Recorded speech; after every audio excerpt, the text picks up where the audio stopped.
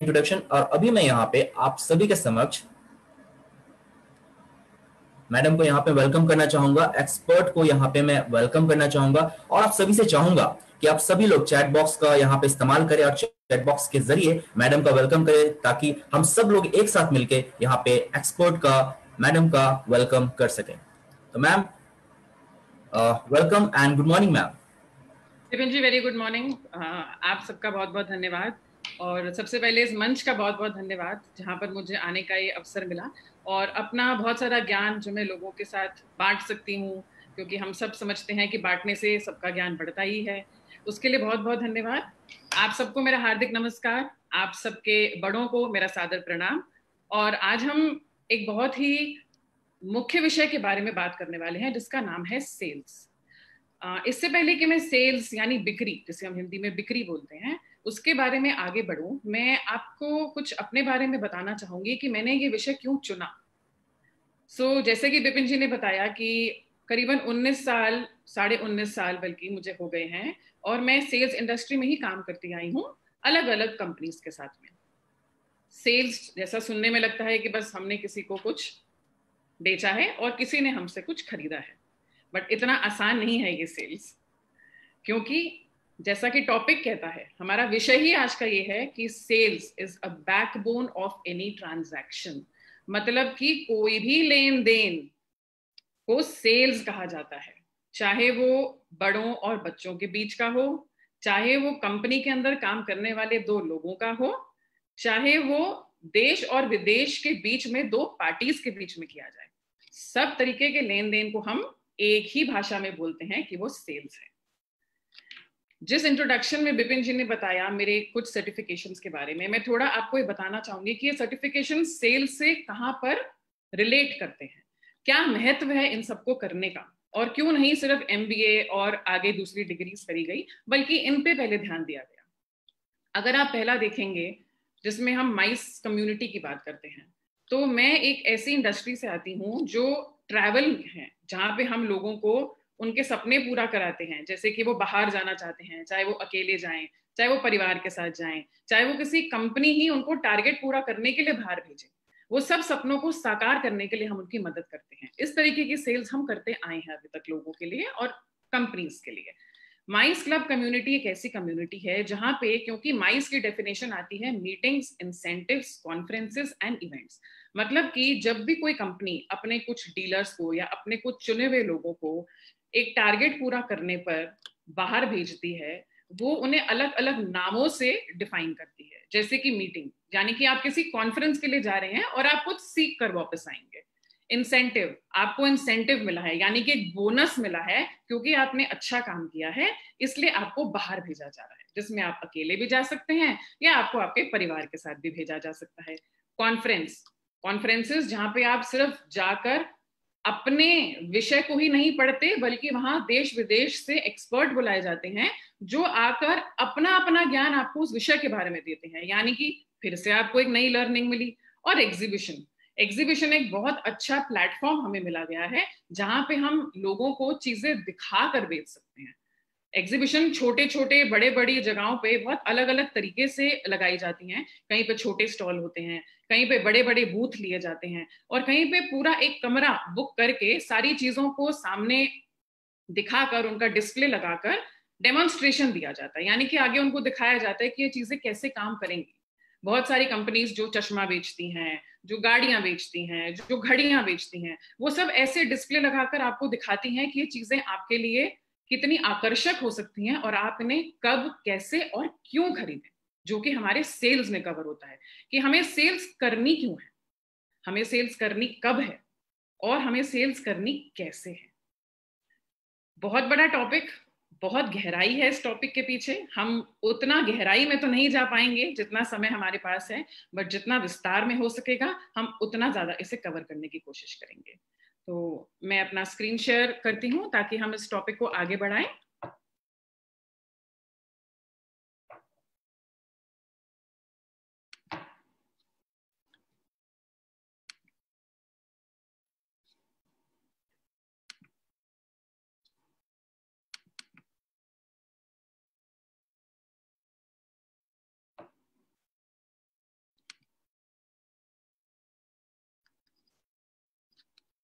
क्या आप सब स्क्रीन देख पा रहे हैं? Yes ma'am. Thank you Vipin ji. एक बार फिर से APLL आपका बहुत बहुत शुक्रिया, क्योंकि आज जो मैं लोगों के साथ शेयर करने वाली हूँ वो दिल से मुझे बहुत अजीज है और उसके बारे में बात करना मुझे बहुत ही पसंद है। तो एक बार दोबारा से आपका बहुत बहुत धन्यवाद। तो आइए हम समझते हैं सबसे पहले कि सेल्स क्या है। तो जैसा कि आप लोग स्लाइड में देख पा रहे हैं, मैंने उससे कुछ नाम दिए हैं कि वो डील है, यानी कि एक सौदा है, या सौदेबाजी है, या हम खाली व्यापार को ही सेल समझ लेते हैं, या फिर सब कुछ ही सेल्स है। सिर्फ आदान प्रदान करना ही सेल्स है? जहां से मैंने शुरू करा, हाँ, आदान प्रदान यानी कि किसी भी तरीके का लेन देन ही सेल्स है। हम उसको सेल्स क्यों डिफाइन करते हैं? क्योंकि बिक्री करके हमने सिर्फ किसी को कुछ बेचा नहीं है, बल्कि हमने कुछ पाया है। जरूरी नहीं है कि आपको हर बिक्री के बदले पैसा ही मिले। आपको शायद वो बिक्री इसलिए करना जरूरी है क्योंकि आपको उनसे बदले में प्यार चाहिए। आपको वो बिक्री करना इसलिए जरूरी है क्योंकि शायद आपको अपनी सर्विसेज और टैलेंट दिखा के उनको एंटरटेन करना है। तो आगे हम देखेंगे कि सेल्स करता कौन कौन है। और एक यहाँ बहुत अच्छा निशान मैंने बना रखा है, हंसी का, स्माइल। क्योंकि सेल्स शुरू भी स्माइल से होती है और खत्म भी स्माइल से होती है। बिना हंसी के ना तो आपका दिन शुरू होना चाहिए और बिना हंसी के ना तो आपका दिन समाप्त होना चाहिए। यानी कि सुबह उठते ही हम सेल्स करना शुरू कर देते हैं और जब तक हम वापस अपने बिस्तर पे नहीं जाते तब तक हमारी सेल्स हमारी दिनचर्या का एक बहुत ही मुख्य पार्ट रहती है। तो कौन कौन करता है सेल्स? कुछ कुछ पिक्चर्स मैंने आप लोगों के सामने लगाई हैं। अगर आप ध्यान से देखेंगे तो इसमें डॉक्टर हैं इसमें, और आज के टाइम में जहां पर महिलाएं किसी भी चीज में पीछे नहीं हैं, वो कंधे से कंधा मिलाकर लड़ने के लिए, चलने के लिए आगे तैयार हैं, क्योंकि अब उनमें वो आत्मविश्वास है जो पहले कहीं ना कहीं बहुत कम था। और उसके लिए उनके परिवार वालों का, उनके साथियों का, उनके गुरुओं का, सबका धन्यवाद है, क्योंकि अगर वो नहीं है तो कोई भी जना आगे बढ़ ही नहीं सकता है। सेल्स एक ऐसी फील्ड है जो अकेले से कभी नहीं की जाती। उसके लिए हमेशा आपको किसी का साथ चाहिए। किसी का साथ में अपना आत्मविश्वास सबसे पहले आता है। डॉक्टर, वकील, टीचर, इंजीनियर, फैशन डिजाइनर। अब आप लोग सोच रहे होंगे फैशन डिजाइनर क्या बेच रहा है, टीचर क्या बेच रही हैं, क्योंकि ये सब तो अपना काम कर रहे हैं। इंजीनियर पढ़ाई करके आया है, ये भी तो अपना काम कर रहा है। तो बेच क्या रहे हैं? ये सब लोग अपना टैलेंट सेल कर रहे हैं। ये सब लोग जिन सर्विसेज की इनमें क्षमता है, जो सेवाएं ये लोगों को दे सकते हैं, जिसके लिए उन्होंने, उनके माँ बाप ने मिलकर इतना पैसा लगाकर पढ़ाई करी है, वो सारी क्षमताओं को दूसरों के उपयोग में लाने के लिए ऐसा क्या किया जाए? अपनी सर्विसेज को यानी अपनी सेवाओं को दूसरों के आगे रखा जाए, जिससे हम एक ट्रांजैक्शन यानी लेन देन का नाम देते हैं। हमेशा सेल्स के नाम को आप लोग ऐसे मत देखिए कि नहीं नहीं हम अपने आप को सेल थोड़ी कर रहे हैं, हम अपने आप को बेच थोड़ी रहे हैं। नहीं नहीं, हम ऐसा कुछ नहीं कर रहे हैं। हम एक लेन देन में एंटर कर रहे हैं, ताकि कुछ चीजें जब हम किसी को देंगे तो कुछ चीजें बदले में मिलेंगी। जैसे कि पुराने जमाने में जब पैसा नहीं था तो चीजों का आदान प्रदान ही ट्रांजैक्शन होती थी। एक ने गेहूं दिया, दूसरे ने बदले में कोयला दिया। एक ने चावल दिया, दूसरे ने बदले में गिलोय दिया। ऐसे ही बेलों के थ्रू ही उन्होंने पूरी कड़ी बनाई।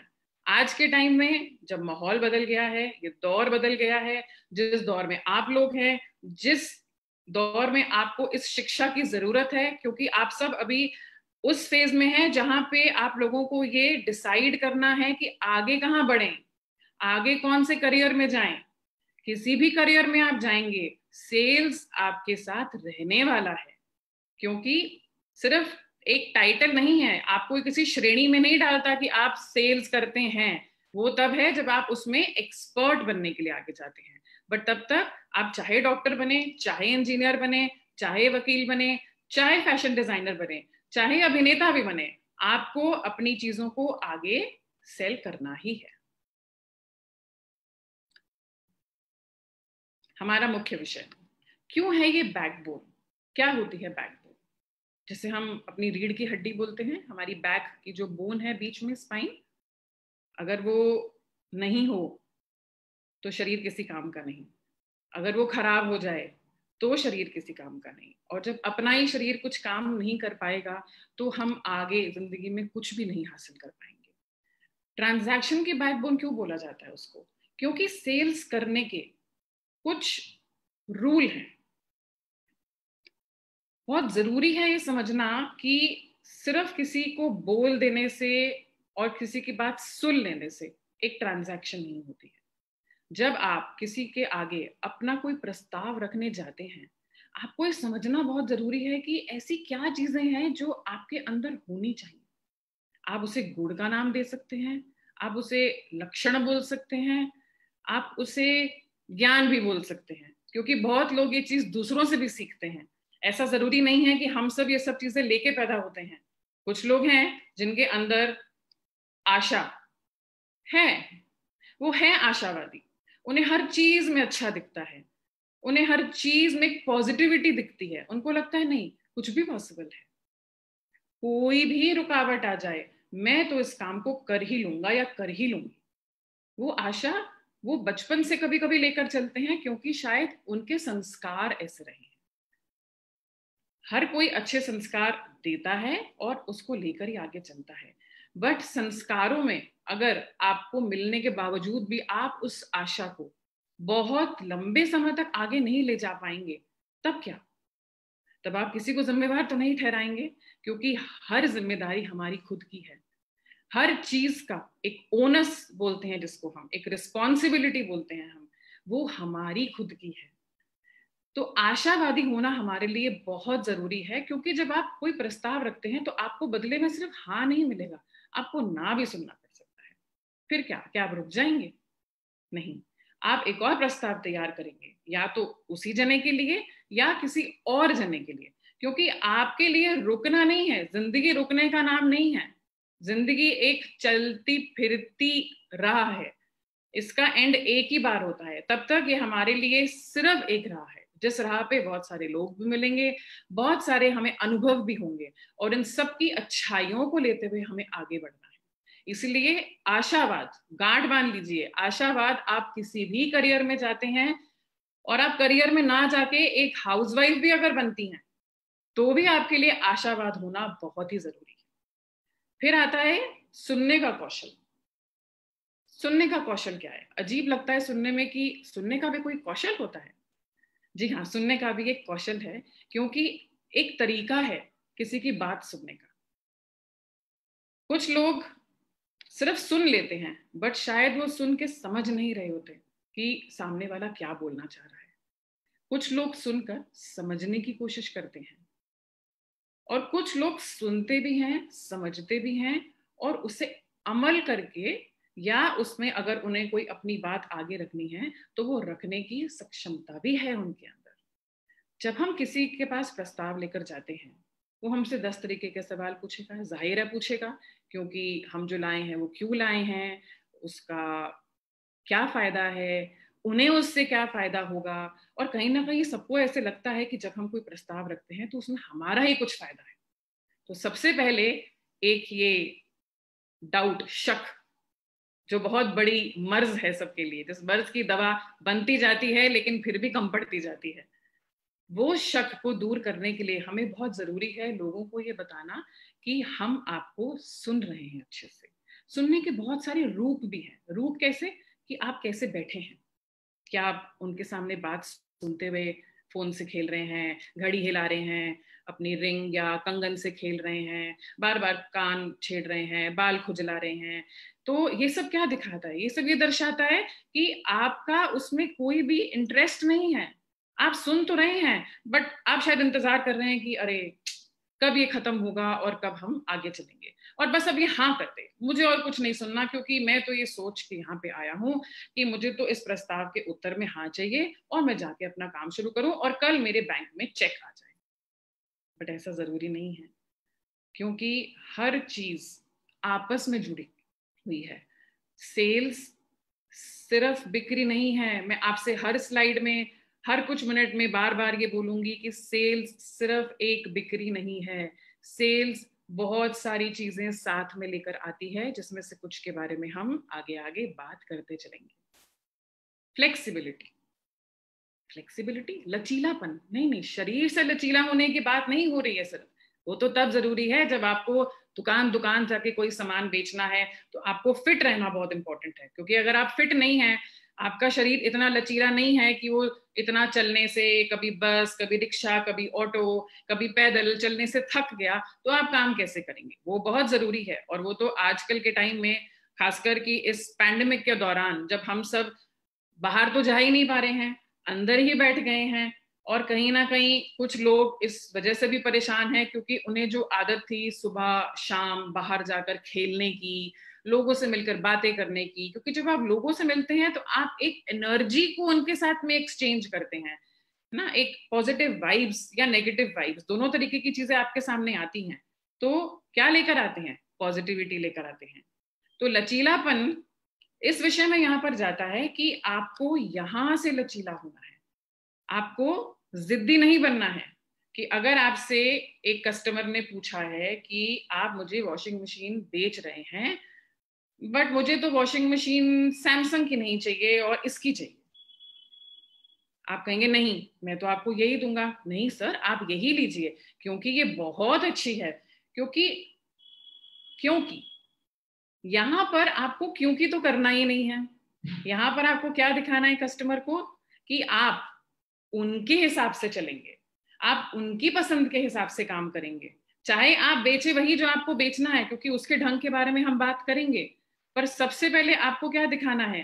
कि आप उनके साथ हैं, और अगर वो किसी समस्या को लेके आपके पास आए हैं तो आप उस समस्या को सुनने के लिए सक्षम हैं। इसीलिए हमारा दूसरा पॉइंट कहा जाता है समस्या निवारक। क्या है, कौन है समस्या निवारक करने वाला? Problem solver.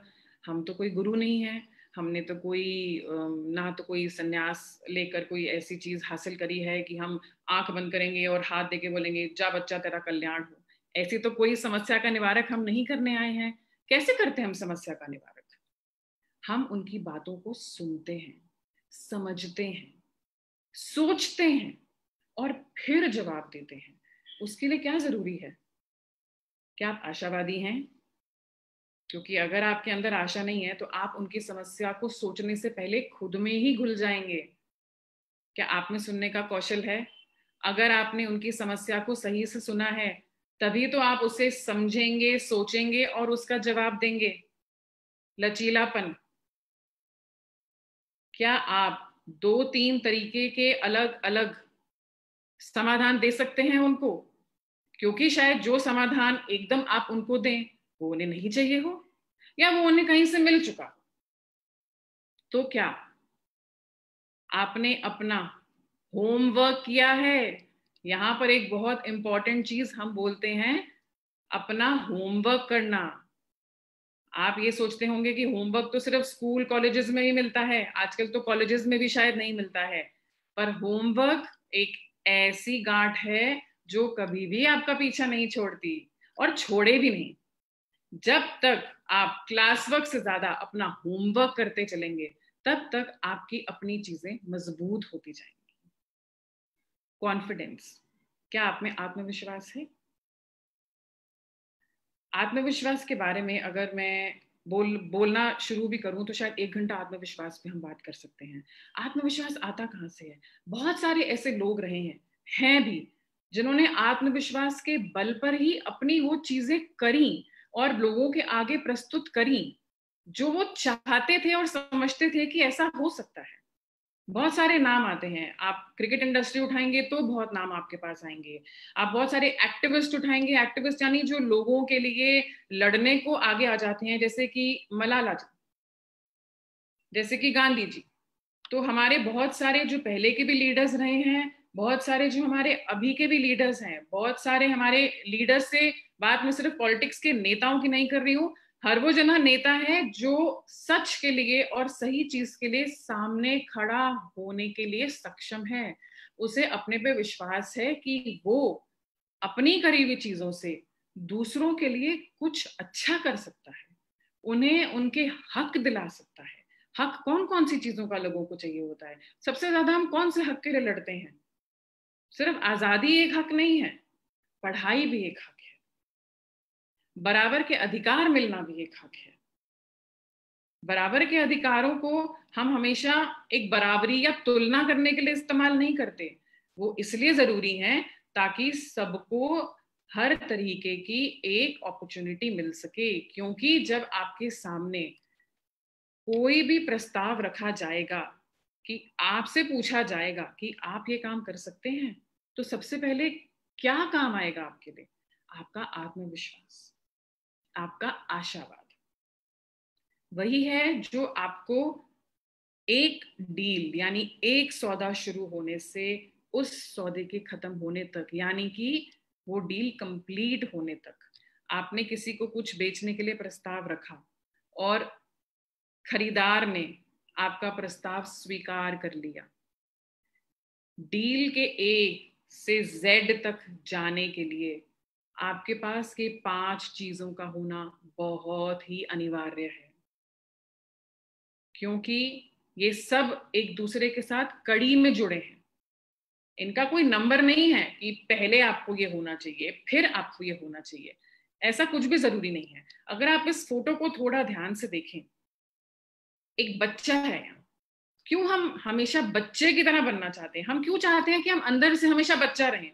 क्योंकि बच्चा अपने हर काम करवाने के लिए सक्षम है। उसे कोई डिग्री की जरूरत नहीं है, उसे कोई सर्टिफिकेट की जरूरत नहीं है, उसे किसी से ये पीठ थपथपा के बताने की जरूरत नहीं है कि तुम ये कर सकते हो। वो खुद जानता है कि अगर मुझे ये चीज चाहिए तो मुझे किसके पास जाना है, मेरा कौन सा काम मेरी माँ से हो सकता है, मेरा कौन सा काम मेरे पिता से हो सकता है, कौन सा काम भाई या बहन करेंगे, या फिर कौन सा काम मेरे दोस्त मेरे लिए करेंगे। बच्चों की तरह का कौशल अगर हमारे में आ गया तो हम सुनेंगे भी बहुत ध्यान से, हम लचीले भी रहेंगे, हम सोच बहुत अच्छा पाएंगे, क्योंकि हमारे दिमाग में कोई वजह नहीं है कुछ और सोचने की। हमारे दिमाग में कुछ भी ऐसा नेगेटिव नहीं है कि हम पहले ही ये सोच लें कि नहीं नहीं हमारा काम तो नहीं होने वाला है। ऐसा कभी नहीं सोचते बच्चे। वो हमेशा यही सोच के आगे चलते हैं कि हमने ये सोच लिया है और हमारा ये काम होगा ही होगा, क्योंकि वो करवाना जानते हैं। उन्हें पता है हमें कौन सा काम किससे करवाना है। और इसीलिए अक्सर हम अपने बच्चों से सलाह भी लेते हैं। ये अलग बात है कि बच्चों की उम्र के हिसाब से आप उनसे उनके विषय के बारे में बात करेंगे। सब विषय बच्चों से आप नहीं बात कर सकते और उनसे दी गई सलाह शायद आपके काम ना भी आए। लेकिन अगर आप उनसे आत्मविश्वास सीख लें, आप उनसे हंसी सीख लें, आप उनसे जिंदा दिली, खुश रहना और अपने कामों को पूरा कराने की वो तकनीक सीख लें, तो आपके लिए कुछ भी मुश्किल नहीं है। आगे चलते हैं। एक और बहुत इंपॉर्टेंट चीज है हमारे लिए, कस्टमर्स। यानी कि हम जिनको भी कुछ चीज का प्रस्ताव रखना चाहते हैं वो हमारे लिए कस्टमर है। तो हम अपनी सेल्स की भाषा में कहते हैं कि हम सब एक दूसरे के लिए कस्टमर हैं। हम अपने माँ बाप के लिए कस्टमर हैं, माँ बाप हमारे लिए कस्टमर हैं, हमारे बाहर जो लोग हमको मिलते हैं, हमारे दोस्त भाई रिश्ते नाते, सब कस्टमर हैं। क्यों कस्टमर है? सबको क्या चाहिए? सबको हमसे समाधान चाहिए। समाधान किस चीज का? किसी भी चीज का। कोई भी चीज को हमने अंडरलाइन नहीं किया है कि इसी विषय के बारे में बात करी जाएगी और इसके बारे में नहीं। इंडिया को एक डेमोक्रेटिक कंट्री बोला जाता है ना आजकल। क्यों बोला जाता है? इसीलिए क्योंकि हम यहाँ पर खुलकर बात कर सकते हैं एक दूसरे से। एक ऐसे देश में हम हैं जहां पर सबसे अच्छी चीज है कि हम एक दूसरे से मिलजुल कर उनकी बातों को समझकर बात कर सकते हैं और समाधान निकाल सकते हैं। क्या समाधान चाहिए हमको और कैसे मिलते हैं समाधान हमको, क्यों जरूरी है? हमें नहीं देना समाधान किसी को, पर अगर आप समाधान नहीं देंगे तो क्या आपका लेन देन पूरा होगा? क्या आपकी कोई समस्या आप किसी को बताएंगे और बदले में वो इंसान आपको सुनने की बजाय बोले कि अपने आप देख लो, तो क्या आप दोबारा उसके पास जाएंगे? तो आपने यहाँ पे आपने नहीं, उन्होंने यहाँ पे एक कस्टमर खो दिया है, क्योंकि आप वो विश्वास नहीं बना पाए उन पे।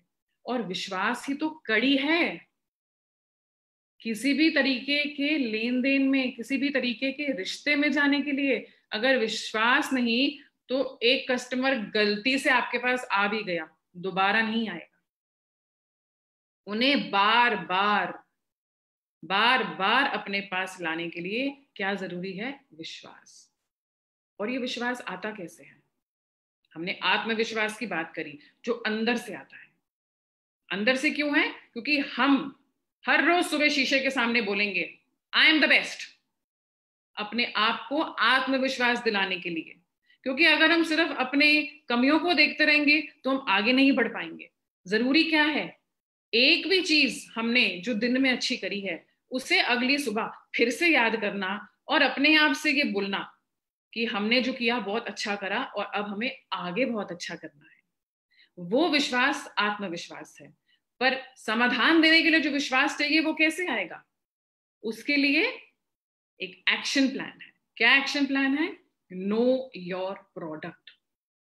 मतलब अपने प्रोडक्ट को, अपने उत्पाद को समझिए। अब यहां पर प्रोडक्ट या उत्पाद का सिर्फ ये मतलब नहीं है कि आपके पास बेचने के लिए कुछ है, दिखाने के लिए टेबल है, कुर्सी है, कंप्यूटर है, ग्लास है, पानी का जार है। आजकल तो सबसे ज्यादा क्या बिक रहा है? Sanitiser, mask, PPE kit. सब जगह सिर्फ इसी की ही चर्चा है। बट उत्पादों के अलावा हम और क्या लोगों को देते हैं? हमारी सेवाएं। वो सेवा जिसका कोई मोल नहीं दिखता, पर जब उस सेवा का असर या फल लोगों के सामने आता है तब उनका विश्वास आप बनता है। क्यों जरूरी है आपके लिए जाना कि आप जो भी उत्पाद या सेवा उनके आगे रख रहे हैं आपको उसके बारे में पता होना चाहिए। अगर आपको नहीं पता कि आप दो सैनिटाइजर की, फर्ज कीजिए आप दो सैनिटाइजर की बोतलें लेकर एक कस्टमर के पास गए हैं, वो आपसे पूछता है कि दाम क्या है। आप कहते हैं ये 100 रुपए का 1 लीटर की बोतल है और ये 110 रुपए की लीटर की बोतल है। जाहिर है किसी को भी लगेगा कि सैनिटाइजर है, स्प्रे ही तो करना है, इन्फेक्शन से बचना है। और आजकल तो सारा दिन कितनी बार स्प्रे करना है, हाथ खराब हो जाते हैं, खरे खरे हो जाते हैं, जलन कभी कभी मचने लग जाती है। तो आप बताइए इनमें से अच्छा कौन सा है? तो आप क्या बोलेंगे? 100 वाले को अच्छा या 110 वाले को अच्छा? क्योंकि आपको 110 रुपए दाम में ज्यादा लगेगा, इसलिए आप उसको बेचना चाहेंगे। बट अगर कस्टमर बोले कि मुझे तो सस्ता दे दो, मुझे दो 110 वाला ही पर 100 में लगा दो, आपको क्या करना है? हो सकता है आप उसको बेच सकते हो सकता है आप नहीं भी बेच सकते हो। लेकिन क्या आप यहाँ कस्टमर को ना बोल सकते हैं? नहीं। क्यों? क्योंकि आपको ये भी दिखाना है कि आप, पिछली स्लाइड में हमने क्या किया, लचीले हैं। क्योंकि अगर आप लचीलापन नहीं दिखाएंगे, अगर आप दिखाएंगे कि मेरे हिसाब से काम होगा, तो कस्टमर कभी भी आपसे सामान खरीदने नहीं आएगा और शायद उस बार भी खरीद के नहीं जाएगा। आपको वो डील वहीं पे आधी छोड़नी पड़ेगी। तो आपको पता होना चाहिए कि आप क्यों 100 वाला बेचना चाहते हैं, आप क्यों 110 वाला बेचना चाहते हैं। यानी कि उनकी प्रॉपर्टीज क्या है, यानी कि उनके फायदे क्या हैं। क्यों 100 वाला देने से उनको भी फायदा होगा और आपको भी होगा, या 110 वाला देने से उनको भी आपको फायदा होगा। दूसरा हम बात करते हैं मूल्य समीकरण की। मूल्य समीकरण क्या है? आसान सी भाषा में इसको समझा जाए तो हम कहते हैं पैसे के बदले में फायदा। अगर उसने 100 रुपए लगाए तो उन्हें क्या फायदा मिला, और अगर उन्होंने 110 रुपए लगाए तो उन्हें क्या फायदा मिला। तो संभव है कि आप उन्हें बताएंगे कि 110 वाले में कुछ ऐसे तत्व हैं जिससे आपके हाथ मुलायम रहेंगे, आपके हाथ खरे नहीं होंगे। क्योंकि ये सैनिटाइजर सिर्फ आदमियों को यूज नहीं करना है, औरतों को भी करना है, बच्चों को भी करना है और हमारे बड़ों को भी करना है। कैसे सेल कर सकते हैं आप उसको? कि आपके घर में जब आपकी माता या आपकी बच्चे, बेटी, बेटा या आपकी धर्म पत्नी इनको लगाएंगे तो उनके हाथ जो हैं वो मुलायम रहेंगे, इससे उन्हें कोई नुकसान नहीं होगा। तो हो सकता है कि उनको ऐसा लगे कि 10 रुपए फालतू देने से अगर मैं अपने परिवार वालों को, जिनसे वो बहुत प्यार करते हैं, कुछ नुकसान से बचा सकता हूँ, तो शायद वो 10 रुपए फालतू आपको दे दें। और अगर वो 100 रुपए वाला भी लेना चाहें तो मूल्य समीकरण कैसे करेंगे? सिर्फ सैनिटाइजर के बेनिफिट बता के, सिर्फ ये बता के कि सैनिटाइजर से आपको क्या क्या फायदे हैं और उसको इस्तेमाल करना जरूरी क्यों है। घर पे बनाया हुआ हर्बल सैनिटाइजर भी शायद वही काम करता होगा, तो क्या करना है, उस तुलना के लिए तैयार रहना है। इसीलिए क्या करना है, नो योर प्रोडक्ट, आपके प्रोडक्ट में क्या क्या है। अगला कदम, नो योर कंपटीशन। अगर घर पे बने हुए हर्बल प्रोडक्ट लोगों को बेचे जा रहे हैं, आपके लिए वो कंपटीशन है, आप एक मुकाबले में हैं, क्या आपने तैयारी करी है कि जब कोई आपसे पूछेगा कि आपका तो सैनिटाइजर बहुत महंगा है, मुझे तो 70 रुपए में हर्बल सैनिटाइजर मिल रहा है, तो क्या करेंगे?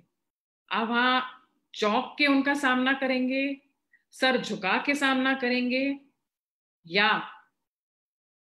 अपने किए हुए होमवर्क के जरिए उन्हें ये विश्वास देंगे कि मुझे मेरे प्रोडक्ट के बारे में सब कुछ पता है और आज मैं यहाँ डील क्लोज करने आया हूं। एक चीज का आप लोग हमेशा ध्यान रखिए कि जब आप फील्ड में उतर गए, यानी कि आपने सोच लिया कि हम बिक्री करने घर से बाहर निकले हैं, तो पहली मीटिंग में वो बिक्री क्लोज हो जानी चाहिए, यानी कि वो ऑर्डर आपके लिए लिखा जाना चाहिए। ऐसा सोचकर आपको कदम बाहर रखना चाहिए। हो नहीं हो वो किसी के हाथ में नहीं है, लेकिन अगर आपकी अपनी नॉलेज अपने प्रोडक्ट के बारे में, आपकी नॉलेज आपके कंपटीशन के बारे में, आपकी नॉलेज क्लाइंट को फायदा दिखाने के बारे में है, तो मैं आपको गारंटी करती हूँ 99% आप निराश नहीं लौटेंगे। फिर जानते हैं कि आपके कस्टमर्स आपसे क्यों खरीदेंगे, why your customer should buy from you. वो जाके हर्बल भी खरीद सकते हैं, बट आपसे ही क्यों? यहाँ पर बहुत सारी चीजें हमारे सामने हैं, कुछ तकनीकी लेवल पे जाती हैं, क्योंकि आजकल अगर आपने देखा होगा कि टेक्नोलॉजी बहुत ऊपर आ गई है। तो टेक्नोलॉजी हमेशा से थी, ऐसा नहीं था कि कभी भी नहीं थी, जरूरत के हिसाब से टेक्नोलॉजी हमेशा हमारे साथ रही है। पहले मोबाइल फोन्स के थ्रू थी, फिर मोबाइल फोन में ही और ज्यादा अपग्रेडेशन होने लग गया, उसी में व्हाट्सएप आ गए, उसी में वीडियोस भी, फेसबुक भी आ गया, वीडियो कॉल्स आ गई। अब तो खैर बहुत कुछ है जिसमें इतना है कि शायद अपने फोन को अगर हम देखने बैठे तो हम सारी चीजें एक बारी में समझ भी नहीं पाएंगे। तो क्यों खरीदेगा आपका ग्राहक आपसे, क्यों? ऐसा आप क्या लेके आए हैं? ना तो आप उनके मामा चाचा के बेटे हैं जो उन्होंने एक नाते के नाम से आपसे कुछ लेना है, और ना ही आप किसी नेता की अपील लेकर आए हैं कि उन्होंने एक चिट्ठी लिख के दी है कि जी हमने इनको भेजा और आपको इनसे कुछ ना कुछ लेना ही है। या एक चीज कि अगर आपको कोई और ग्राहक टेस्टिमोनियल दे सकता है, टेस्टिमोनियल यानी आपके बारे में एक रेफरेंस, आपके बारे में एक अच्छाई, 2 लाइनें या एक वीडियो या एक मैसेज या एक लेटर पे लिखा हुआ कहीं पर भी, ये दे सकता है कि उन्होंने आपसे एक चीज खरीदी और आपसे खरीदे हुए उत्पाद या सेवा का उन्हें बहुत फायदा हुआ है। प्लस यानी कि इसके अलावा क्या, आपके साथ उन्होंने जो लेन देन किया उनको उसका पूरा बहुत अच्छा अनुभव हुआ है। सिर्फ आपका उत्पाद या सेवा ही अच्छी नहीं थी, आपके साथ बातचीत का अनुभव भी बहुत अच्छा था। तो क्या ये आपके लिए काम करेगा?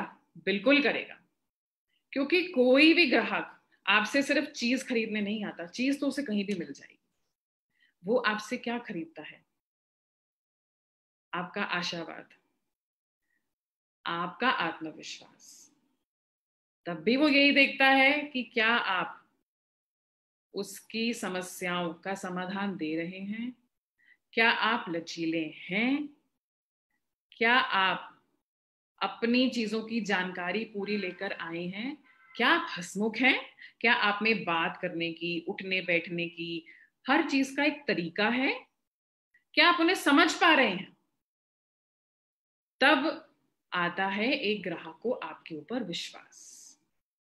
विश्वास की कड़ी हर एक लाइन में आपके साथ चलती जाएगी, क्योंकि जहां विश्वास टूटा वहां आप जितने भी अच्छे सेलर हो, जितने भी ज्यादा एक्सपीरियंस आपको हो, ग्राहक आपके पास दोबारा नहीं आएगा।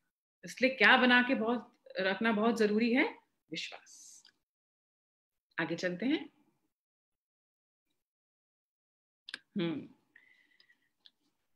क्यों खरीदता है ग्राहक हमसे?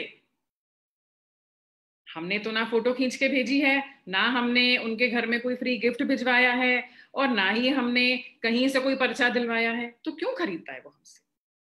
एक ही सड़क पर 3 शोरूम है, किसी एक ही शोरूम से वो सामान खरीदता है, चाहे उसे 3 चीजें भी खरीदनी हो, वो एक एक चीज तीनों शोरूम से नहीं खरीदेगा, क्योंकि अभी तक उसने वो अनुभव भी ले लिया है आपसे, और अब उसे विश्वास हो गया है कि मुझे आने वाले वक्त में अगर कोई भी तरीके की दिक्कत आती है तो वो किसके पास आ सकता है? आपके पास।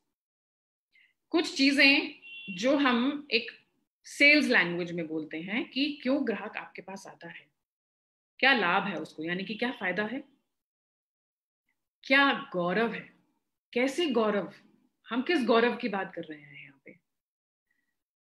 कुछ ग्राहक आपसे चीजें इसलिए भी खरीद सकते हैं क्योंकि वो एक स्टेटस को मेंटेन करना चाहते हैं, क्योंकि शायद उन्हें एक प्राउड फीलिंग होगा, किसी को ये बताने में वो गर्व होगा कि मैंने जो काम किया है वो बड़े बड़े लोग करते हैं, या वो ऐसे ऐसे लोगों ने किया है। जैसे कि स्कूल की बात करते हैं, स्कूल के अपने अपनी ब्रांड्स हैं आज की डेट में। आजकल स्कूल ब्रांड नेम से जल्दी लोग डिसाइड करते हैं कि हमें अपने बच्चे को कहाँ भेजना है। तो जब किसी एक्स ब्रांड के की तरफ से आप जाते हैं एडमिशन कराने के लिए, और आप फोन करके, जैसे कि टेलीकॉलर्स फोन करके बताते हैं कि आपको हमारे स्कूल में क्यों एडमिशन लेना चाहिए, क्या फायदा है, और बहुत कुछ चीजें वो बताते हैं, तो नाम के ऊपर सबसे पहले बहुत सारे ग्राहक जाएंगे कि हाँ, अगर इस नाम के स्कूल में मेरे बच्चे का एडमिशन हो गया तो मैं बाहर सोसाइटी में एक मेरा जो अपना एक ओहदा है, एक रुतबा है, उसको बरकरार रख पाऊं। तो आपके लिए वो बेचना बहुत आसान हो जाता है। बट आपको ये पता होना चाहिए कि उस ग्राहक को ऐसा चाहिए जो कैसे आएगा? बातचीत से। डर, बहुत लोग डर से बहुत कुछ खरीदते हैं। जैसे कि कोरोना के टाइम में इंश्योरेंस, जितनी इंश्योरेंस इस टाइम में हम सब लोगों ने अपने लिए, हमारे रिश्तेदारों के लिए, हमारे दोस्तों के लिए, सबने जितनी जितनी इंश्योरेंस खरीदी है, शायद ही वो किसी भी दौर में ली गई। तो डर से आपका उत्पाद या आपकी सेवा बहुत ज्यादा बेची जा सकती है। नकल, नकल करना हमें तो सिखाया गया है कि नकल नहीं करनी चाहिए, नकल करना बुरी बात है, और ये हम अपने बच्चों को भी सिखाते हैं। बट यहाँ पर हम कौन सी नकल की बात कर रहे हैं? क्या है इमिटेशन का मतलब? डिक्शनरी में भी उसका मतलब नकल ही आएगा। बट असल में हम ये बात कर रहे हैं कि कुछ ग्राहक ऐसे हैं जिन्हें दूसरों की तरह बनना बहुत अच्छा लगता है। जैसे कि कोई एक घड़ी का शोरूम, अगर आप एक इंटीरियर डिजाइनर हैं और आप एक ग्राहक के पास जाते हैं जिसे अपनी दुकान का इंटीरियर कराना है, तो वो आपसे सब सलाह मशवरा लेगा, आप भी उसको अपने बारे में सब बताएंगे, कैसे क्या कर सकते हैं, क्या चीजें हैं जो हमारे काम आ सकती हैं। सब चीजों को बताने के बाद भी वो खुश नहीं है, वो संतुष्ट नहीं है। एक अजीब सा आप मानिए कि संदेह सा दिख रहा है उसके चेहरे पे। आप अब क्या करेंगे? अब आप सोच रहे हैं मन में कि मैंने तो सब बता दिया, इनके बोलने पे मैंने तो पैसे भी कम कर दिए, बल्कि अभी जाके मुझे ऑफिस में बात करनी है कि मैं इस पैसे पे काम कर पाऊंगा या कर पाऊंगी या नहीं। अब क्या करें आगे जाके? आपको बातचीत के दौरान ये समझना बहुत जरूरी है, इसलिए हमने क्या बोला? लिसनिंग स्किल्स, यानी सुनने का कौशल। आपको बातचीत के दौरान ये समझना बहुत जरूरी है कि आपके ग्राहक को असल में क्या चाहिए। अगर आपको ये समझ आता है कि वो किसी और को देखता है, यानी कि वो ऐसा चाहता है कि कम पैसों में मेरी दुकान भी वैसी दिखे, तो क्या आप उसे समाधान नहीं देंगे? आप उसे समाधान देंगे, तब आप उसे बताएंगे कि आप चिंता मत करिए सर, मैं समझ गया हूं आप किस चीज के लिए परेशान हो रहे हैं। मैं आपको आपकी दुकान उस एक बहुत जो पॉपुलर एक एरिया होगा उसके नाम से कंपेयर करते हुए आप उन्हें बता सकते हैं कि फॉर एग्जाम्पल मैं आपको उत्तर प्रदेश में आपकी दुकान अगर बननी है उसे मैं कनॉट प्लेस जैसे एक शोरूम की शक्ल दे दूंगा। और क्या चाहिए ग्राहक को कि मैं एक 300 फुट की जगह में दुकान खोल के बैठा हूं जहां पर ग्राहक आते हैं, खुश हैं, बट शायद उतने नहीं जितना मैं चाहता हूं। क्यों? क्योंकि मैं उनको वैसा अनुभव देना चाहता हूं कि वो असल में एक शोरूम में आए हैं। तो उस दुकान को शोरूम की शक्ल देने के लिए हमने क्या किया? हमने नकल कर ली और आपने अपना अनुभव लगा के उस चीज को ग्राहक को दे दिया। फिर हम बात करते हैं आराम की। आराम के लिए क्या खरीदेगा ग्राहक? क्या खरीदना चाहता है आराम के लिए? सोने का गद्दा? सोने के लिए गद्दा तो हाँ आराम की चीज ही है, बट नहीं, हम उस आराम की बात नहीं कर रहे। हम यहाँ कह रहे हैं कि वो आपसे तब कोई चीज खरीदेगा जब उसे उसमें उसकी समस्या का पूरा समाधान मिल जाएगा। यानी कि उसे शायद लगे कि मैं गाड़ी खरीदने आया हूं। अब गाड़ी तो 2.5 लाख से लेके और कहाँ तक गाड़ियां ही गाड़ियां हैं। आपको क्या चाहिए?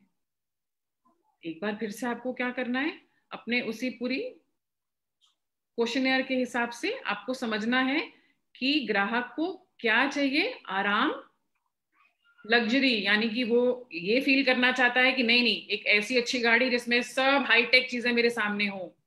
प्लेजर कि मजा आ गया है गाड़ी खरीद के। क्योंकि जब मैं खुद भी बैठता हूं या अपने घर वालों को भी बैठाता हूं तो सब यही बोलते हैं क्या गाड़ी। तो क्या सिर्फ आराम के लिए चाहिए? यानी कि 4 लोग आराम से बैठ के अच्छी लेग स्पेस हो और अच्छी छत हो ताकि हमारा सर ना टकराए, एसी चलता हो, खिड़कियां अपने आप बंद हो जाती हो, और ऐसी आरामदायक गाड़ी लेनी है? या हमें थोड़ा प्लेजर फील करना है? क्यों प्लेजर फील करना है कि नहीं नहीं इसमें ऑटोमेटिक मोड पे भी चीजें चल सकती हैं, अब हम बहुत आराम में हैं। लग्जरी, लग्जरी धूप लीजिए सनरूफ वाली गाड़ी लेके, ऑटोमेटिक बाहर से रिमोट से ऑन करा, गाड़ी अपने आप ऑन हो गई, ठंडी भी हो गई जब तक आप बैठेंगे। तो चाहिए क्या उसको? ये आपको बेचना है, इसलिए ग्राहक आपसे क्यों खरीदेगा? जब आपकी पहचान पाएंगे कि उसको चाहिए क्या। क्या आप उसको आराम के लिए, उसे आराम चाहिए तो आप उसे कैसा प्रोडक्ट बेचेंगे? उसे अविराम चाहिए या उसको विलासिता चाहिए? प्लेजर, कंफर्ट और luxury, you have to decide, but customer will buy if you will understand.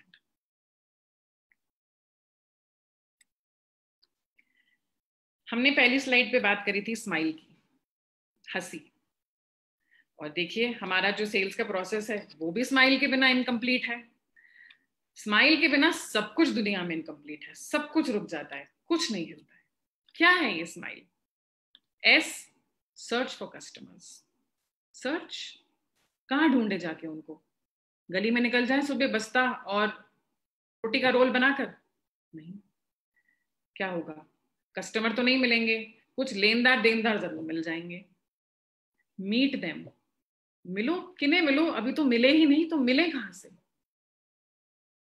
Investigate needs, जब लोग मिले ही नहीं तो उनकी नीड्स को कैसे ढूंढे हम?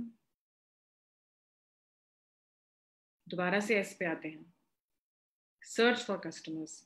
अपने कस्टमर्स को ढूंढिए फोन के द्वारा, एक दूसरे से रेफरेंस लीजिए, डायरेक्टरी उठा के देखिए। आजकल तो गूगल पे हर चीज इतनी अवेलेबल है, वहां से कस्टमर्स ढूंढिए। आजकल तो ऐसे ऐसे प्लेटफॉर्म्स हैं हमारे पास जिसमें जाके हम कस्टमर्स के ईमेल आईडी भी ले सकते हैं, उनके फोन नंबर ले सकते हैं। बट करना क्या है? सर्च, यानी कि ढूंढना है। ढूंढेंगे कैसे? जब आशा होगी। ढूंढेंगे कैसे? जब आत्मविश्वास होगा। ढूंढेंगे कैसे? जब सुनने की क्षमता होगी। दूसरों से बातचीत करके ही तो आप अपने लिए जरिए निकालेंगे। एक बार जब आपने ढूंढ लिया कि आपको एक कस्टमर मिल गया है, तब क्या? Meet them. मीट देम क्यों? क्योंकि हर तरीके का लेन देन फोन पे नहीं हो सकता, आपको उनसे मिलना है। आजकल के टाइम में जैसे आप और हम मिल रहे हैं ऑनलाइन, उस तरीके से मिले। जब सब ठीक था और जब सब ठीक होगा बहुत जल्द, तब जाकर मिलिए। क्योंकि जब आप मिलकर किसी से बातचीत करते हैं, तब आप उनके चेहरों को पढ़ पाते हैं, आप उनकी आंखों को समझ पाते हैं। बहुत सारी हमारी पर्सनालिटी की, हमारे अपने व्यक्तित्व की ऐसे रूप हैं जो हमारी सेल्स के अंदर आते हैं कि आप किस तरीके से लोगों से बातचीत करते हैं, आप किस तरीके से हाथ मिलाते हैं, किस तरीके से हंसते हैं, किस तरीके से बैठते हैं। बैठते हुए आपके हाथ कहाँ हैं, बंद हैं, ऐसे बैठे हैं, ऐसे बैठे हैं, बोर हो रहे हैं, कैसे बैठे हैं उनके आगे। ये सब चीजें बहुत मैटर करती हैं। तभी मैं आपको बता रही थी कि सेल्स की पढ़ाई बहुत गहरी है, बट अभी ये समझना जरूरी है कि उन्हें मिलना क्यों जरूरी है, ताकि उन्हें आप ये विश्वास दिला सकें कि आप उनके लिए हैं। उन्हें जब किसी चीज की जरूरत है, वो आपका चेहरा याद रख सकते हैं। हम इंग्लिश में कहावत बोलते हैं ना, out of sight out of mind. यानी कि आप 2 महीने एक क्लाइंट से नहीं मिलिए, आप 2 महीने में उनके दिमाग से बाहर होंगे। और आजमा के देखिएगा, ऐसा हमारा दावा है। Investigate needs. नीड्स क्या होती हैं? हमने तो सुना था वांट होती है, यानी कि चाहत। चाहते तो हम बहुत कुछ हैं, बट नीड क्या है, जरूरत क्या है क्लाइंट की? शायद आप उसको जो अभी एसी बेचने जा रहे हैं, उसकी जरूरत उसको नहीं है अभी, क्योंकि सर्दियां आ रही हैं, उसको एसी की जरूरत नहीं है। बट शायद आप ऑफ सीजन डिस्काउंट से उसको एसी बेच सकते हैं। तो क्या आपने उसकी नीड निकाली है? क्यों आप उसे एसी बेचने में ही लगे हैं? क्यों नहीं एयर प्यूरिफायर देते? क्यों नहीं उसको हीटर देते? या शायद उसे कुछ नहीं चाहिए, लेकिन आप अपनी वो ब्रांड देना चाह रहे हैं जिसके लिए वो शोरूम के अंदर आ गया है। इसलिए सबसे पहले समझना जरूरी है कि उसे चाहिए क्या। वो फिर से कैसे आएगा? बातचीत से। जब आप उनसे बातचीत करेंगे तो आपको समझ आएगा कि दरअसल वो चाहते क्या हैं और उनकी जरूरत क्या है। बहुत जरूरी है हमें समझना कि चाहत और जरूरत बिल्कुल साथ नहीं है, लगते साथ साथ हैं, बट थोड़ा ऊपर नीचे रहते हैं। हमें वो पकड़ना है जो ग्राहक को चाहिए। Lead the objections. कैसे लीड करें? मतलब ऑब्जेक्शन यानी कि क्लाइंट हमें मना कर रहा है और हम उसे लीड करें, हम उसको आगे बातचीत में और कन्वर्ट करें। कैसे? हम तो मायूस हो जाते हैं जब हमें कोई ना बोलता है, या जब हमें लगता है कि आज कितना सोच के हम सुबह घर से निकले थे कि आज तो हम ये डील क्लोज करके ही आएंगे, बट ये डील आज फिर अटक गई। 1 हफ्ता हो गया है, 1 महीना हो गया है, हम हर रोज ये सोचते हैं कि ये लीड क्लोज होगी, क्योंकि हम क्या बोल रहे हैं, आई एम द बेस्ट, हमें आशावाद होना है, बट हम तो मायूस हो गए। तो ऑब्जेक्शंस को लीड करने के लिए आपको क्या चाहिए? धैर्य, पेशेंस चाहिए आपको। क्योंकि अगर आप धैर्य खो देंगे तो आपका करा हुआ अभी तक का सारा काम धरा का धरा रह जाएगा। सो उसे धरा हुआ मत रखिए, धैर्य अपनाइए। अगर आप धैर्य से बात सुनते आए हैं, अभी तक आप उन्हें हर वो समाधान देते आए हैं जो उन्हें चाहिए था, तो अब क्यों नहीं? क्योंकि शायद अब 10 सवालों के बाद ग्राहक के पास 11वां, 12वां, 13वां, 20वां सवाल आ गया है। कोई बात नहीं, क्योंकि आपने क्या किया है, अपना होमवर्क। आप अपने प्रोडक्ट को जानते हैं, आप मूल्य समीकरण जानते हैं, आप अपने कंपटीशन का पूरा होमवर्क करके आए हैं। इसलिए आपको पता है कि ग्राहक आपसे ही खरीदेगा। तो आपको क्या करना है? संयम से, धैर्य से उनकी हर बातों का जवाब देना है। और अगर आपके पास जवाब नहीं है तो कोई बात नहीं। बहुत अच्छा एक तरीका हमारे ग्राहकों ने ही हमारे लिए बनाया है, we will get back to you. यानी कि हम आपको इस चीज के बारे में पता करके बताएंगे। उससे आपको क्या मिलता है? दोबारा से उस समस्या को समझने का समय, दोबारा से उस समस्या को सोचने की समझ, कि शायद आपने कुछ छूट तो नहीं गया था आपसे जो आपको करना चाहिए था। और अगर आपने वो पकड़ लिया तो आप हर तरीके की ऑब्जेक्शन को हैंडल कर लेंगे। आपको कोई भी समस्या बड़ी लगेगी ही नहीं। बल्कि आप खुश होंगे कि आपको ग्राहक ने ये सवाल पूछा, क्योंकि उससे आपको क्या मिला? एक और जवाब।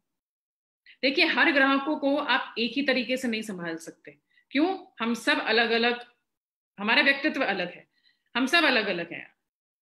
आपने जो मेरे इंट्रोडक्शन में विपिन जी ने जैसे बताया कि एमबीटीआई पर्सनालिटीज के बारे में है। वो एक ऐसी स्टडी है जिसमें हम 4 तरीके के व्यक्तित्व से 16 व्यक्तित्व बनाते हैं, और हम ये समझते हैं कि पहले तो हम कैसे हैं, फिर हमारे आजू बाजू जो लोग हैं वो कैसे हैं, और फिर हमें समझ आता है कि हमें किस ग्राहक को उसके व्यक्तित्व के हिसाब से किस तरीके से समझना है और उसे कैसा समाधान देना है। एग्जीक्यूट द क्लोज, बस इसी के लिए तो हम काम कर रहे थे अभी तक, कि जल्दी से डील हमारे नाम पे हो, जल्दी से लेटर पे हमारा नाम आए और हम जाके दिखाएं और हम बोनस तैयार करें, या हम वो खुशी, हम वो चमक देखें, हम वो लोगों का हमारे ऊपर गर्व देखें कि हमने वो डील क्लोज कर दी। पर कैसे? ऑब्जेक्शन तो चल ही रहे हैं। क्या जब हम फाइनल लेटर साइन करने बैठते हैं तो ऑब्जेक्शंस नहीं आती? तब भी आती हैं। मेरे साथ ऐसा हुआ है। फाइनल डील क्लोज करते हुए एक क्लाइंट ने बोला, नहीं हमें कुछ और भी पूछना है। अविश्वास मानिए, चेक सामने रखा है, उस पे अमाउंट लिखा जा चुका है, उस पे हमारी कंपनी का नाम लिखा जा चुका है, और कस्टमर ने साइन करते करते 2 मिनट के लिए पेन नीचे रख दिया। मैं आपको समझा भी नहीं पाऊंगी कि उस समय मेरे चेहरे पे तो कुछ नहीं था, बट मेरे चेहरे के पीछे क्या क्या था। 2 से 3 क्वेश्चन कस्टमर ने दोबारा पूछे, बट करना क्या था? बहुत आसान, दोबारा से एक कदम पीछे ले जाना था। कहां? इन्वेस्टिगेट नीड्स, कि कहीं मैंने नीड समझने में कोई गलती तो नहीं करी थी। उसी समय नीड्स को दोबारा से समझ के, क्लाइंट आपको टाइम देता है, आप 2 मिनट में जवाब दे सकते हैं, आप 5 मिनट में जवाब दे सकते हैं, आप बाहर जाके एक फोन करके आके जवाब दे सकते हैं, लेकिन वक्त लीजिए। इसलिए धैर्य हमेशा, हर कदम पे धैर्य बनाते हुए चलिए, ताकि जब आप क्लोज पर पहुंचे तो आप खुशी महसूस कर सके। बट आप उस खुशी को इतना मत दिखा दीजिए कि कस्टमर को लगे कि शायद उसने कुछ गलत कर दिया है।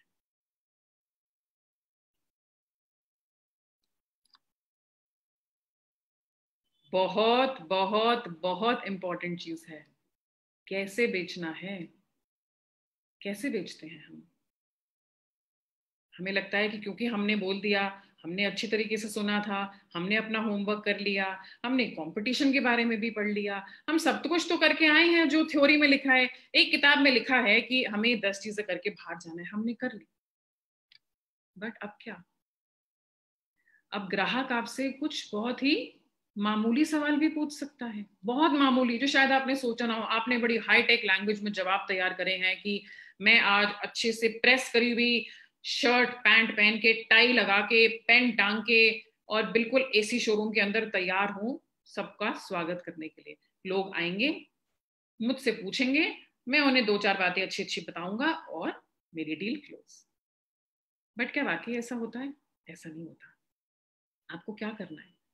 हम कहते हैं फैब योरसेल्फ, यानी कि अपने बारे में बताइए। यहां पे अपना क्या है? हमारा उत्पाद या हमारी सेवा, हमारा प्रोडक्ट या हमारी सर्विस।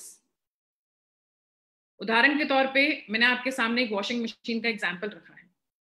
एक कस्टमर आपके पास 4 ब्रांड्स का कंपैरिजन करने के लिए आएगा। आप कैसे बेचेंगे एक वॉशिंग मशीन? क्योंकि हर वॉशिंग मशीन तो सेम ही काम कर रही है। तो अगर आपको नीड पता चल गई है, यानी कि उनकी जरूरत मालूम चल गई है कि उनको एक ऐसी मशीन चाहिए जो पैसा भी बचाए, उनका वक्त भी बचाए, उनके हाथ भी खराब ना हो, और उनके कपड़ों में अच्छी महक हो। बट आप उसको बांटेंगे कैसे? आप इसे कैसे एक एक करके बताएंगे कि ग्राहक आपको सुने? देखिए, बहुत जरूरी है कि आप बोल कैसे रहे हैं। अगर ग्राहक आपको सुन के समझ ही नहीं पा रहा है तो आप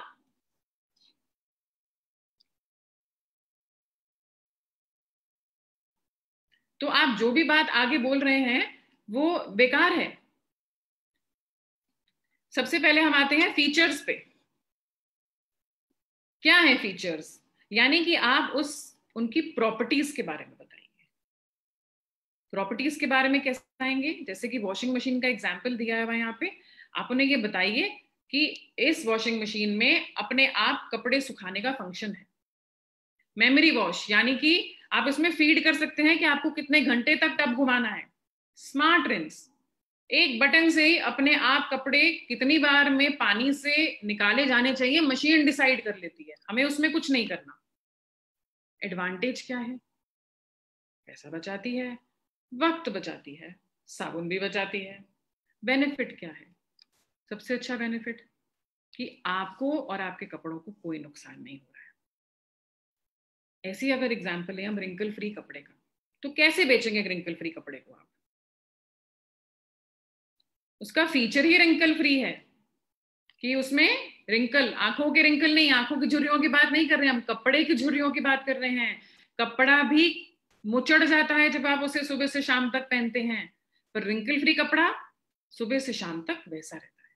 क्या एडवांटेज हो सकता है उसका? कि आपको उसको ज्यादा प्रेस करने की जरूरत नहीं होती है, उसमें खुद में एक लचीलापन होता है, वो आराम से सारा दिन हैंडल होता है। बेनिफिट क्या है आपको? कि आप हर वक्त प्रेजेंटेबल लग रहे हैं, मतलब जैसे सुबह तैयार होकर निकले थे शाम तक आप वैसे ही फ्रेश लग रहे हैं। तो आसान है ना इनको संभालना, ज्यादा पैसा नहीं लगेगा क्योंकि ज्यादा बिजली भी नहीं लग रही प्रेस की वजह से, इनको धोना आसान है, ये सूख भी अपने आप बड़ी आसानी से जाते हैं। ऐसी अगर आप बात करें एल्यूमिनियम प्रेशर कुकर की, तो क्या फीचर है? सबसे बड़ा फीचर कि वो एल्यूमिनियम का है। एडवांटेज क्या है? क्योंकि वो हीट का यानी गर्मी का एक बहुत अच्छा कंडक्टर है, इसलिए सबसे ज्यादा एल्यूमिनियम को लोग यूज करते हैं। वो आपकी गैस भी बचाता है। बेनिफिट क्या है आपको? सबसे अच्छा बेनिफिट क्या है? उम्र बढ़ते बढ़ते जब हड्डियां कमजोर होने लगती हैं, भारी सामान उठाने में मुश्किल होती है, एल्यूमिनियम हल्का है, उसको यूज करने से घर की महिलाओं के कंधों पर जोर नहीं पड़ता। इस तरीके से जब आप अपने किसी भी प्रोडक्ट या सर्विस को फैब करेंगे तो गारंटेड आपकी चीजें।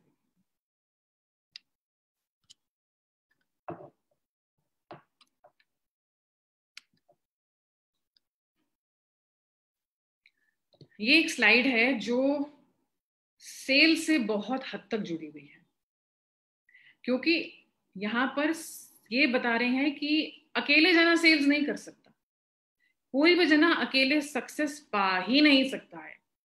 चाहे उसके अपने आइडियाज हैं, चाहे उसने अपने आप सब प्लान कर लिया है, चीजों को ऑर्गेनाइज करके आगे लोगों को डेलीगेट भी कर दिया है, तुम ये करोगे, तुम वो करोगे, तुम वो करोगे, बट जब तक वो उनके साथ मिल के काम नहीं करेगा, क्या कभी किसी को सक्सेस मिलेगी? नहीं मिलेगी। इसलिए सेल्स के लिए एक बहुत जरूरी चीज है टीम वर्क। कभी भी अपने आप को अकेला मत समझिए, क्योंकि आपका आत्मविश्वास आत्मविश्वास तक ही अच्छा है, आत्मनिर्भर होने तक ही अच्छा है, लेकिन अगर वो रूढ़ता में आ जाएगा तो कोई आपका साथ नहीं देगा।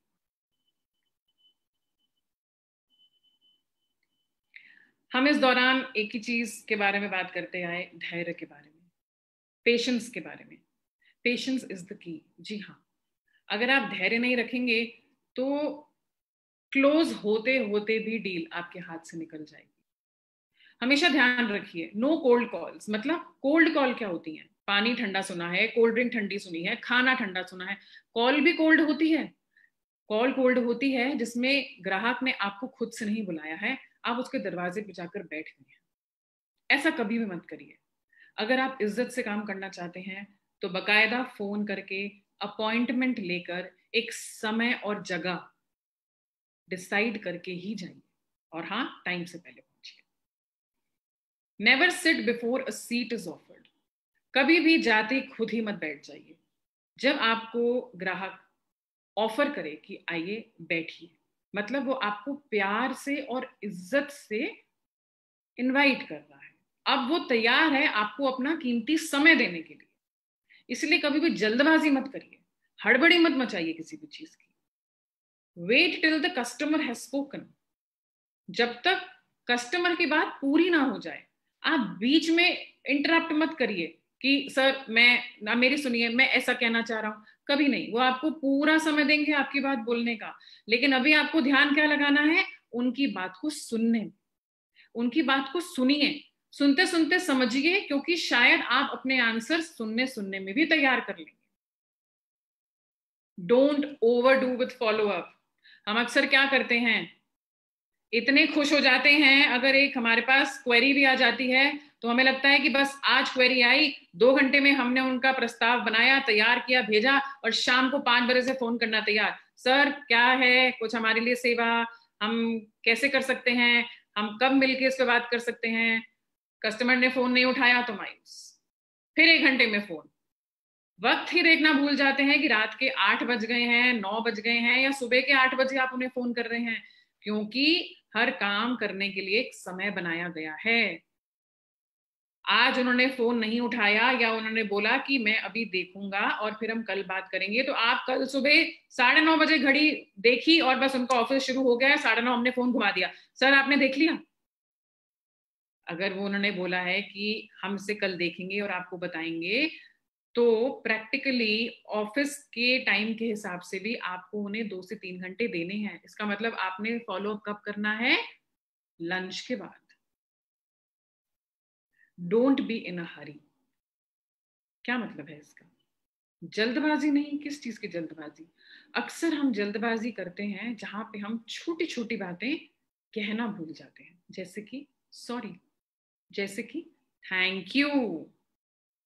जब भी आपकी डील खत्म हुई, यहाँ डील क्लोज नहीं हुई है, खत्म हुई, मतलब आप एक मीटिंग करने आए और आप मीटिंग से वो खत्म करके वापस जा रहे हैं, या आपने फोन किया है उन्हें बात करने के लिए, आपकी बातचीत खत्म होने पे आप फोन नीचे रख रहे हैं, हमेशा थैंक यू बोलिए, क्योंकि सामने वाले को ये समझना बहुत जरूरी है कि वो आपके लिए महत्व रखते हैं। उनका समय उतना कीमती है जितना आपने अपना कीमती समय दिया है।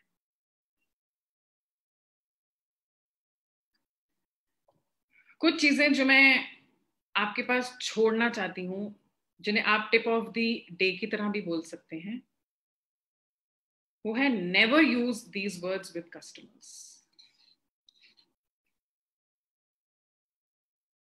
ऑब्वियसली, जाहिर है, कस्टमर कहेगा अगर जाहिर ही है तो हमें क्यों बताया जा रहा है। बेसिकली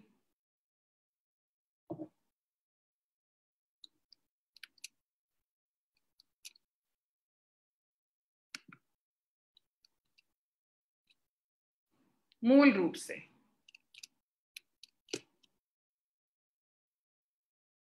से क्या मतलब, अभी भी हम समझने की कोशिश कर रहे हैं कि कस्टमर क्या कह रहा है। ट्रस्ट मी, हम पे विश्वास करो, तो वो कहेगा कि इसे ऐसा क्यों लग रहा है कि हम इन पे विश्वास नहीं कर रहे हैं। ऑनेस्टली, सर ईमानदारी से हमने ऐसा काम किया है। ईमानदारी से, तो क्या अभी तक तुम ईमानदारी से काम नहीं कर रहे थे? नो प्रॉब्लम, कोई दिक्कत ही नहीं है। क्लाइंट कह रहा है मैं आज नहीं मिल सकता हूं कर, सर कोई दिक्कत नहीं है। नहीं मैं आज भी नहीं मिल सकता, मुझे अभी 2 दिन, सर कोई दिक्कत नहीं है। जब कोई दिक्कत ही नहीं है तो आप इतने फोन क्यों कर रहे हैं? तो कुछ ऐसे शब्द कभी कभी सामने वाले को ऐसा जाहिर करवाते हैं कि फर्क ही नहीं पड़ता है। तो ऐसा कभी किसी को महसूस मत होने दीजिए कि हमें फर्क नहीं पड़ता, क्योंकि हमें फर्क पड़ता है। सेल्स अपने आप में एक ऐसी कड़ी है जिसमें दर्शाना बहुत जरूरी है कि हमें हर उस चीज का फर्क पड़ता है जो हमारे सामने वाले के लिए भी जरूरी है और हमारे। तो इसके साथ ही हम यहाँ पे इससे एंड करते हैं और हम इसे अब क्वेश्चन आंसर राउंड के लिए स्टार्ट करते हैं।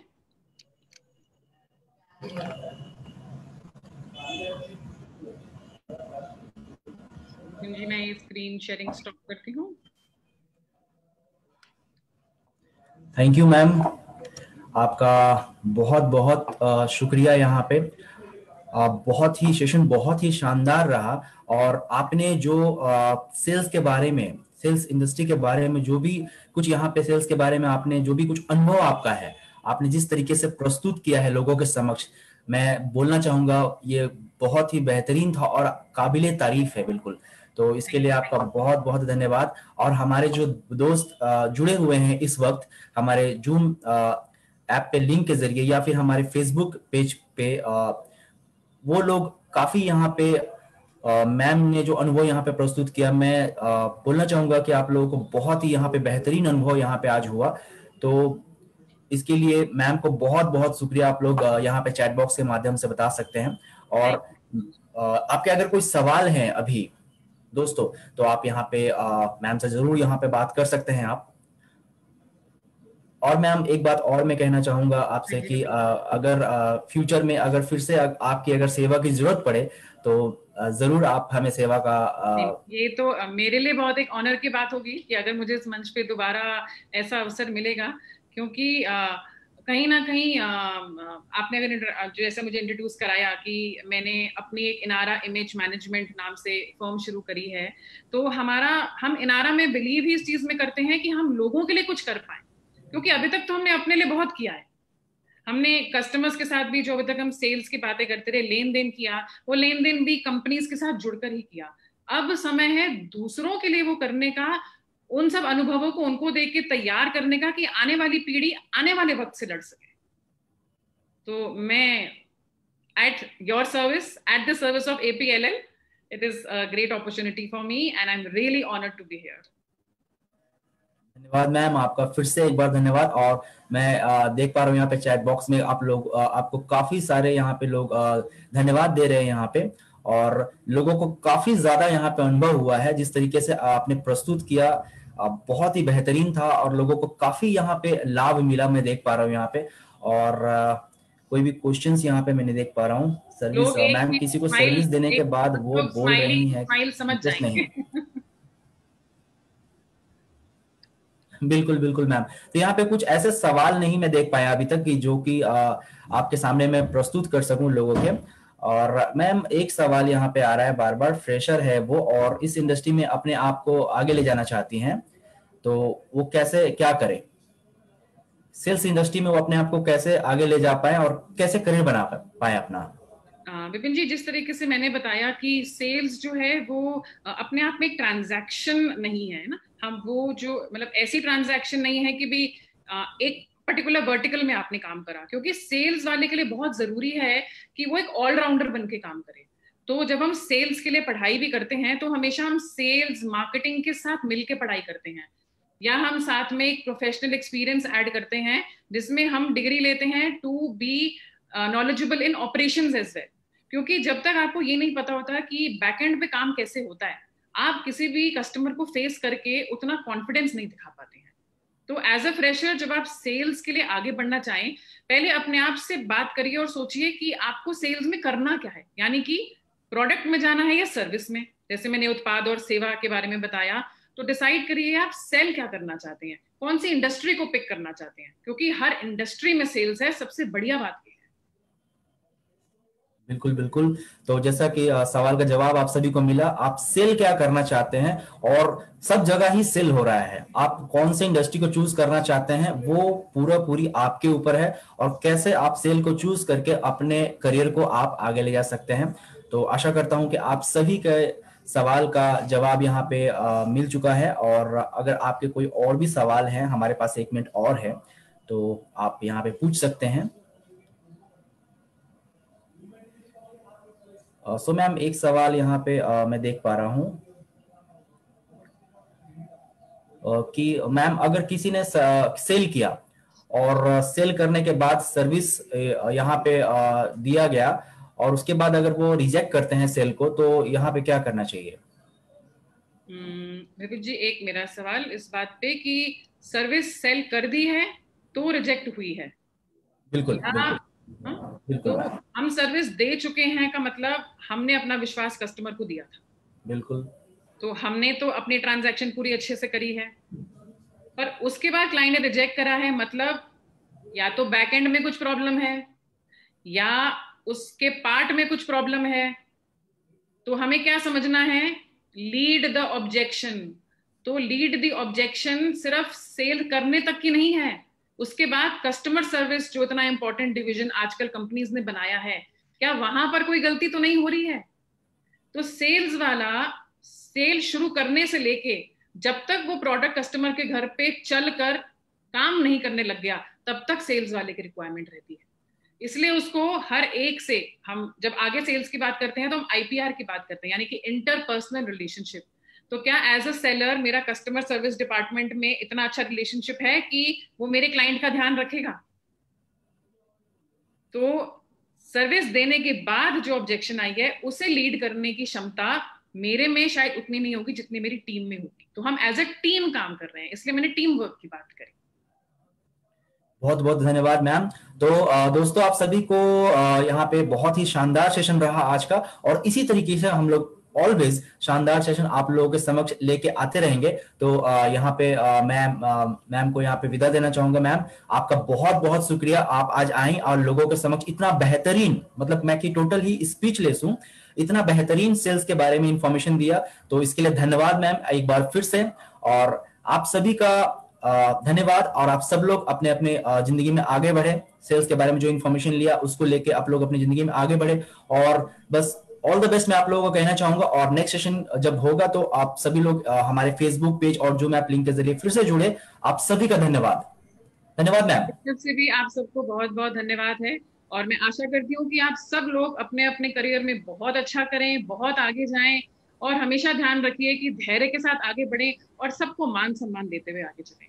अपने अपना ध्यान रखें, मास्क जरूर पहनते रहिए, सैनिटाइज करते रहिए, चाहे वो 100 का हो चाहे 110 का हो। Thank you very much. Thank you ma'am. Thank you all of you.